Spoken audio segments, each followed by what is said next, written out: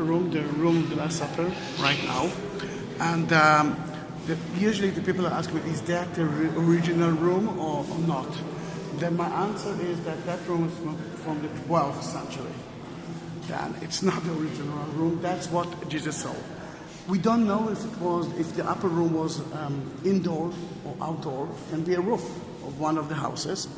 Any more than that, we don't know if it was here or not. The book never mentioned that it was on Mount Zion, and we do have a lot of dilemmas here as well. But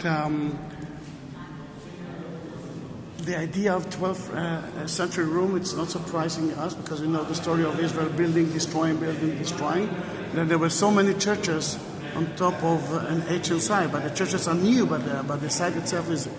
But why not to believe? Why not? Because I'm sure that it's an ancient tradition. Now, the room that you see here is a Crusader room, but look at that. That structure is called a mihrab. Remember that place used to be a mosque? Then in that case, that facing to Mecca. And when the Muslim groups come to here, they're not praying like them to that side. They're praying through the Mecca. Look at the windows. You can see that we're talking about Muslims, inscriptions, and Muslim. No images, just like the Jews. Now, you ask me about the tree. Then let's go closer to the tree.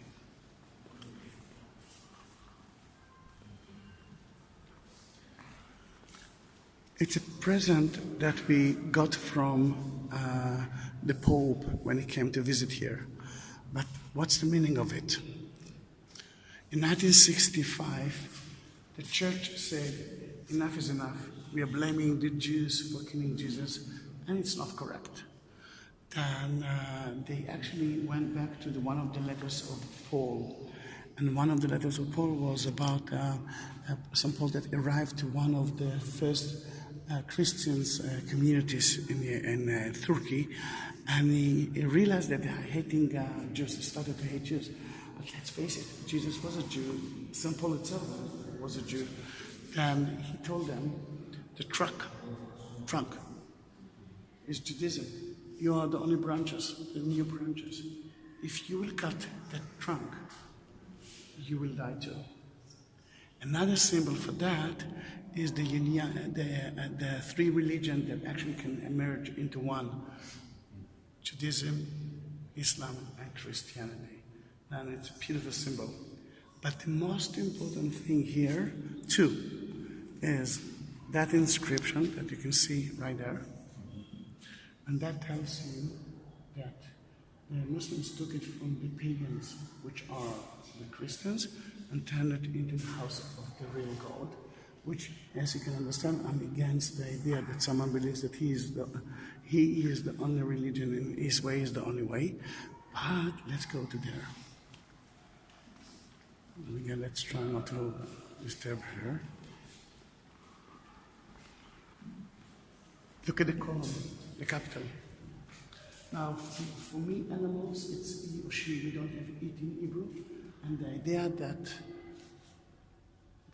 all the animals that will be eaten is not acceptable.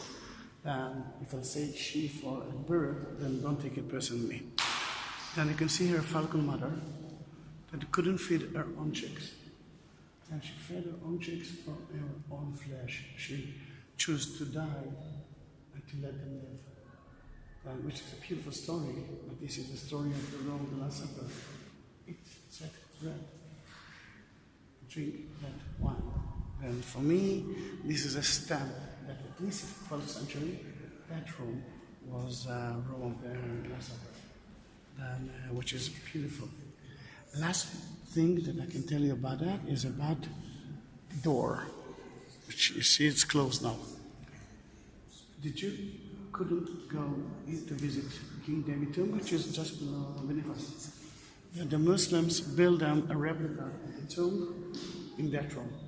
And once a year, around Pentecost, Jewish Shavuot, they used to go to that room to pray in front of the replica. Then the replica tomb is there, and the real tomb is down there, if we are talking about the tomb as the real tomb. And this is the story of the room, the Last Supper.